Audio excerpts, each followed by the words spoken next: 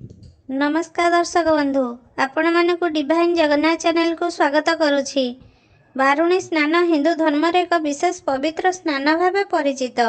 प्रतिवर्ष चैत्र मास कृष्ण पक्ष त्रयोदशी तिथि रे पवित्र बारुणी स्नान पालन करा जाए। चलित वर्ष 17 मार्च 2026 मंगलवार दिन बारुणी स्नान अनुष्ठित हेब। एही दिन भक्त माने पवित्र नदी और तीर्थ स्थान रे स्नान करी भगवान को स्मरण करती एवं पितृपुरुषों पई तर्पण और पिंडदान करती। तेणु शास्त्र रे कहा जायछि बारुण्यां स्नान मात्रेण सर्व पापै प्रमुच्यते पितॄणां तृप्तिर्भवति देवतानां च तोषणम्। धार्मिक मान्यता अनुसार बारुणी स्नान अवसर रे नदी रे स्नान कले मनुष्य पाप क्षय हुए और आत्मा पवित्र हुए। पितृपुरुष मानक मोक्ष मिले और स्वर्ग प्राप्ति हुए। स्नान करने समय नदी रे 3 थर बुड़ दे ओम वरुणाय नमः मंत्र जप करंतु। स्नान सारिया परे पितृपुरुषों उद्देश्य तर्पण और पिंडदान करंतु। शेष में ब्राह्मण को दान और भगवान को पूजा करंतु।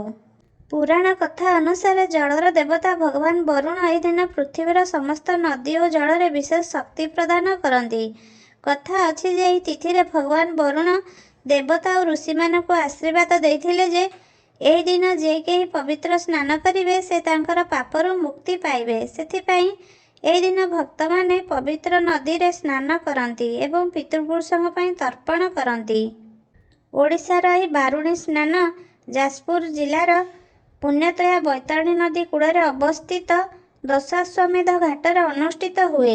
ए दिन हजार हजार श्रद्धालु एकत्रित होई पवित्र बुड़ दियंती। एही पवित्र स्थान को ओडिशार कुंभ मेला बोली मध्य कुहा जाए। ए दिन चलचंचल होई उठे दशाश्वमेध घाट।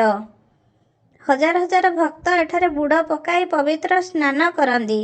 स्नान सारिया पर पितृपुरुषों उद्देश्य पिंडदान करती। शेष में माँ विरजांग मंदिर, जगन्नाथ मंदिर, बराह मंदिर, माँ सातभौनी मंदिर दर्शन करी देवादेवी कृपा भिक्षा करती। बारुणी स्नान अवसर में गंजाम जिला आस्का निकट में ऋषिकुल्या और बड़नदी संगम स्थल में अनेक भक्त पवित्र स्नान करी पितृपुरुषों अस्थि विसर्जन करती। बारुणी स्नान हूँ एक पवित्र और पुण्यमय परंपरा जहाँ आमर धार्मिक और सांस्कृतिक ऐतिह्य को प्रकाश करे। जदि आपण मानक ये वीडियो भल लगी थाए तो वीडियो को लाइक शेयर करंतु एवं आम चैनल को सब्सक्राइब करंतु। जय जगन्नाथ।